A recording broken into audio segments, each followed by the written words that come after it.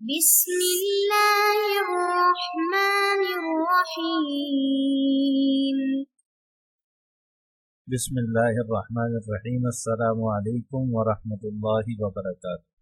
امید ہے آپ تمام احباب خیر و عافیت سے ہوں گے۔ آج ایم اے اسلامیات کے مضمون الدعوت والارشاد کا سبق نمبر 81 ہے، اور اس سبق کے اندر ہم جس عنوان کی تفصیل پڑھیں گے وہ ہے تعلیمی ادارے اور دعوت دین۔ اس عنوان کا پہلا سبق ہم جو ہے وہ پڑھ چکے ہیں۔ آج اس عنوان کا دوسرا سبق ہے کہ تعلیمی ادارے اور دعوت دین۔ آئیے اس کی تفصیل کی طرف چلتے ہیں۔ گزشتہ سبق میں ہم نے تعلیمی ادارے اور دعوت دین کے عنوان سے جو تفصیل پڑھی تھی، اس میں ہم نے نبی کریم صلی اللہ علیہ وسلم کے جو چند امتیازی رویے تھے ان کی تفصیل پڑھی کہ رسول اللہ صلی اللہ علیہ وسلم نے ان خاص رویوں کو اپنی جو ہے وہ دعوت کے اندر استعمال کیا اور بطور خاص ان کو اختیار کیا، اور ان پہلوؤں پر روشنی ڈالنے کے بعد آج ہم انہی چند امتیازی رویوں اور انہی چند پہلوؤں کی روشنی میں جو اعلیٰ تعلیمی ادارے ہیں، ان کے جو طلبہ و طالبات ہوتے ہیں، ان کے عقائد کی اصلاح کے لیے کیا منہج اختیار کرنا چاہیے، کیا طریقہ کار اختیار کرنا چاہیے، اس کے متعلق چند تجاویز جو ہے وہ تفصیل سے پڑھیں گے کہ ان کی عقائد کی اصلاح کس طریقے سے ہو، اور ان کے جو عقائد ہیں ان کو کس طریقے سے راہ راست پر لایا جائے۔ پہلی تجویز تو یہ ہے کہ عقائد و نظریات اور اقدار کی اہمیت پیدا کرنا، یعنی کہ یہ اساتذہ اور معلمین کے لیے ضروری ہے کہ وہ طلبہ اور طالبات کے اندر عقائد، نظریات اور اقدار کی اہمیت کو اجاگر کریں، اور اس طریقے سے جو ہے وہ عقائد کی اہمیت جب ان کے اندر اجاگر ہوگی تو پھر اس کے اندر جو ہے وہ ان کے اندر جو اعمال ہیں، جو ان کی زندگی میں وہ اعمال بھی اچھے، ان عقائد و نظریات کی بنا پر اچھے اعمال ان کی زندگی میں آئیں گے، کیونکہ انسان زندگی کی شاہراہ پر جو راستہ اختیار کرتا ہے گامزن ہونے کے لیے، جس کی بنیادی قدر ہی اگر ابدیت بن جائے گی، خدا کی بندگی بن جائے گی، تو اس کے لیے ضروری ہے کہ اس کا عقیدہ بھی توحید والا ہو۔ یعنی کہ اگر آپ یہ چاہتے ہیں کہ کسی کے اندر ابدیت کی قدر آ جائے تو اس کے لیے ضروری ہے کہ وہ توحید والا عقیدہ اپنائے۔ توحید والا عقیدہ اگر کسی کے اندر ہوگا تو اس کے اندر ابدیت والی قدر بھی آ جائے گی۔ اسی طرح نظریاتی وابستگی اگر اس کی آپ صلی اللہ علیہ وسلم کی ذات مبارکہ سے جڑی ہوئی ہوگی تو اس کی زندگی میں جتنے بھی اعمال ہوں گے ان کے اندر ابدیت نمایاں ہوگی، تو توحید کے جذبات معجزن ہوں گے، اور اسی طرح رسالت مآب صلی اللہ علیہ وسلم کی جو تعلیمات ہیں وہ ایک فیصلہ کن حیثیت سے اس کی زندگی میں داخل ہوں گی، تو ابدیت والی قدر اس کے اندر پیدا ہوگی۔ تو اس لیے عقائد و نظریات جو ہیں اور اقدار جو ہیں ان کی اہمیت پیدا کی جانا ضروری ہے۔ اس کے برعکس اگر کسی کی زندگی میں جو ہے وہ آزادی والی روش ہے، یعنی جو جی میں آئے وہی کرتا پھرے اور کوئی اس کا رول ماڈل نہیں ہے، چاہے اس کا جو ہے وہ زندگی میں کوئی اچھے کام کرے یا برے کام کرے، تو اس کا عقیدہ جو ہے بنیادی وہ ہوگا لا دینیت والا یا لا مذہبیت والا عقیدہ ہوگا یا شرک والا عقیدہ ہوگا۔ اس کی وجہ سے اس کی زندگی میں جو ہے وہ کوئی راہ متعین نہیں ہے۔ اگر عقائد اور نظریات کسی کے جو ہیں وہ متعین ہوں، اللہ تعالیٰ کی ذات کو واحد مانتا ہو، نبی کریم صلی اللہ علیہ وسلم سے جو ہے وہ وابستگی ہو، اور آپ صلی اللہ علیہ وسلم کی زندگی سے جو ہے وہ سیکھنے کے لیے اور ان کی تعلیمات کو اپنی زندگی میں لانے کا جذبہ رکھتا ہوگا، تو پھر اس کے ذریعے سے جو اعمال اس کی زندگی سے پھوٹیں گے یا جو اعمال اس کی زندگی میں آئیں گے تو وہ بھی بہترین ہوں گے۔ تو اس لیے عقائد و نظریات اور اقدار کی اہمیت پیدا کرنا یہ بہت ہی ضروری ہے۔ اس کے ساتھ ساتھ جو دوسری چیز ہے وہ یہ ہے کہ خفیہ دعوت کے ذریعے سے آغاز کیا جائے، یعنی کہ جس طرح آپ صلی اللہ علیہ وسلم نے اپنی دعوت کا آغاز خفیہ طریقے سے کیا، اس طرح سے عقائد و نظریات کے بارے میں چونکہ حساسیت اگر پائی جائے، ایسا سبب پایا جائے جس کی وجہ سے فضا کے اندر ایک حساسیت آ جائے، تو اصلاح عقائد کا جو مشن ہے اس کو خفیہ کرنا چاہیے، خفیہ رکھنا چاہیے۔ اس کا آغاز خفیہ طریقے سے ہونا چاہیے۔ اب اگر جو ہے وہ کوئی کہے کہ جی یہ تو کوئی غلط کام نہیں ہے کہ اس کو خفیہ طریقے سے کیا جائے اور جو ہے وہ اس کے اندر اس کو اعلانیہ نہ کیا جائے کیونکہ یہ تو اچھا کام ہے، تو وہ آپ صلی اللہ علیہ وسلم کی جو خفیہ دعوت سے کے ذریعے سے آغاز ہے اس کا مطالعہ کر لے۔ آپ صلی اللہ علیہ وسلم نے بھی اپنی دعوت کا آغاز خفیہ طریقے سے کیا تھا۔ اسی طرح تعلیمی اداروں کے اندر تیسری جس چیز کی ضرورت ہے وہ جو ہے وہ بنیادی عقائد کی سب سے پہلے تعلیم ہونی چاہیے۔ جو بنیادی عقائد ہیں، توحید و رسالت ہے، آخرت ہے، ان کی جو ہے وہ طلبہ اور طالبات کے اندر جو ہے وہ سب سے بنیادی اور اولین تعلیم اسی کی ہونی چاہیے، کیونکہ طلبہ اور طالبات کے اندر جو لادینی اور دین سے بیزاری جو ہے وہ پھیلتی چلی جا رہی ہے، اس کا یہ تقاضا ہے کہ بنیادی جو عقائد ہیں اسلام کے ان پر اپنی توجہ مرکوز رکھی جائے اور ان کے سامنے توحید کے عقیدے کو بیان کیا جائے۔ نبی کریم صلی اللہ علیہ وسلم کی جو رسالت کا عقیدہ ہے اس کو جو ہے وہ بیان کیا جائے، اور اسی طرح جو آخرت کا عقیدہ ہے اس کو جو ہے وہ کھول کر واضح انداز میں ان کے سامنے پیش کیا جائے، ان کا تعارف رکھا جائے، اور جو عقیدہ توحید کے تقاضے ہیں، اسی طرح جو رسالت کے جو عقیدے کی جو اہمیت ہے یا جو اس کے تقاضے ہیں وہ ان کے سامنے اجاگر کیے جائیں اور ان کی اہمیت جو ہے ان کو بتائی جائے، اس لیے کہ جو طلباء اور طالبات ہیں آج کل کے تعلیمی اداروں میں وہ دین بیزار ہوتے چلے جا رہے ہیں، دین سے بیزاری اور لا تعلقی ان کے اندر آ گئی ہے۔ اس وجہ سے جو اولین تعلیم ہو اس کے اندر بنیادی عقائد کا ہونا ضروری ہے۔ اس کے علاوہ چوتھی چیز ہے تعلیم عقائد میں تدریج، یعنی کہ جو عقائد کی تعلیم آپ دے رہے ہیں، رسول اللہ صلی اللہ علیہ وسلم کی جو دعوت تھی اس کی بھی ایک خوبی جو ہے وہ تدریج کا طریقہ اختیار کرنا تھا کہ درجہ بدرجہ ہر چیز جو ہے وہ سامنے لائی جائے، جیسے کہ آپ صلی اللہ علیہ وسلم نے مختلف مواقع میں جو ہے وہ اپنے دعوتی مشن میں جو نوجوانوں کے ساتھ جو طریقہ اختیار کیا وہ تدریج کا طریقہ اختیار کیا تھا۔ صحابہ کرام فرماتے ہیں کہ ہم رسول اللہ صلی اللہ علیہ وسلم کے ساتھ ہم نے عرصہ گزارا، ہم نے رسول اللہ صلی اللہ علیہ وسلم سے پہلے ایمان سیکھا، پھر قرآن سیکھا، اور یوں سیکھنے سے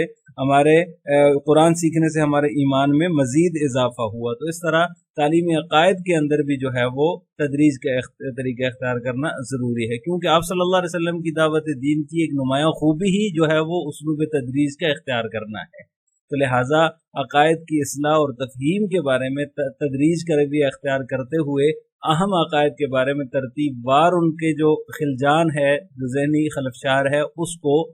دور کرنے کی ضرورت ہے۔ تو اس لیے تعلیم عقائد کے اندر تدریج کا طریقہ اختیار کرنا بھی ضروری ہے تاکہ جو ذہنی خلفشار ہے وہ تدریج کے ساتھ درجہ بدرجہ آہستہ آہستہ وہ ختم ہو جائے۔ اسی طرح پانچویں چیز جو ضروری ہے تعلیم عقائد کے اندر یا اصلاح عقائد کے اندر وہ مسلکی وابستگیوں سے عدم تعرض کی پالیسی ہے کہ کسی بھی مسلک سے اپنی جو وابستگی ہے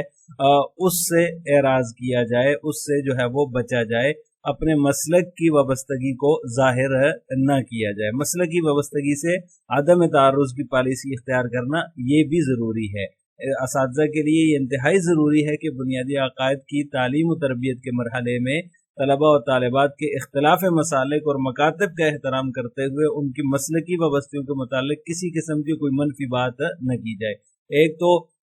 کیونکہ جو تعلیمی ادارے ہیں آج کل ان میں ہر مسلک کے لوگ جو ہے وہ اکٹھے ہوتے ہیں، ہر مکتب کے لوگ اکٹھے ہوتے ہیں، تو ان کی جو مسلکی وابستگیاں ہیں ان کے متعلق اگر کسی قسم کی کوئی منفی بات کی جائے گی تو بجائے اس کے فائدہ ہونے کے نقصان ہوگا، اور وہ طالب علم یا طالبہ جو ہے وہ الٹا جو ہے استاد سے بدظن ہوں گے۔ اس لیے جو ہے وہ اساتذہ کے لیے یہ انتہائی ضروری ہے کہ جب بنیادی عقائد آپ ان کو سکھا رہے ہیں، بنیادی عقائد کے بارے میں تعلیم و تربیت کا سلسلہ شروع کیا ہے، تو تعلیم و تربیت کے لیے ضروری ہے کہ جو مسالک کا اختلاف ہے، جو مسالک کا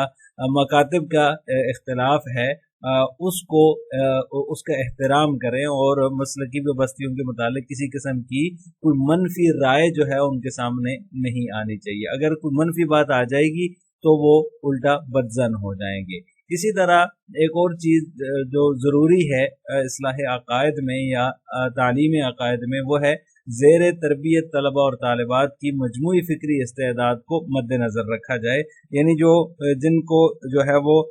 تدریس اور تعلیم دی جا رہی ہے عقائد کی،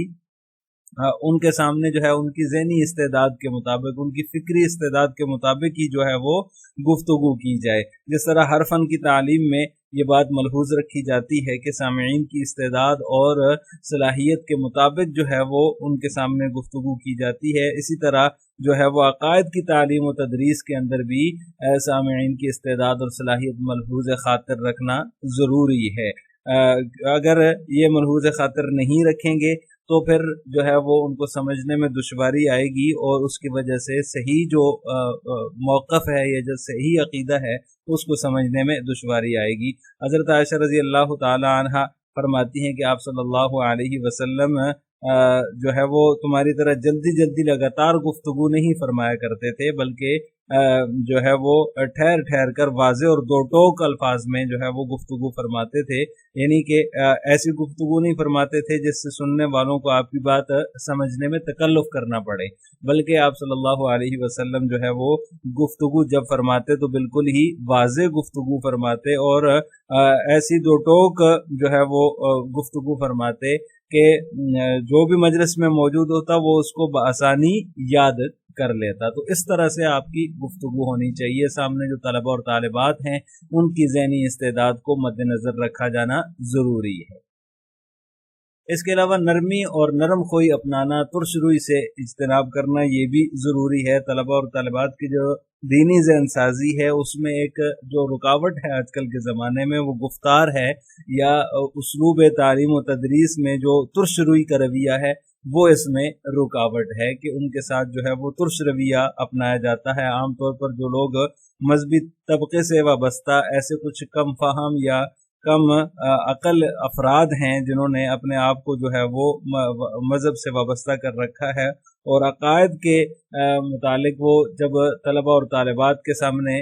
بات کرتے ہیں تو ان کے رویے کے اندر ترشی ہوتی ہے، لہٰذا اسلوب تعلیم و تدریس میں درستگی بھی ضروری ہے، اور ترش روی کا جو رویہ ہے جسے کم فہم اور ناسمجھ افراد نے اختیار کیا ہوا ہے، اس رویے کو بدلنا وقت کی اہم ترین ضرورت ہے،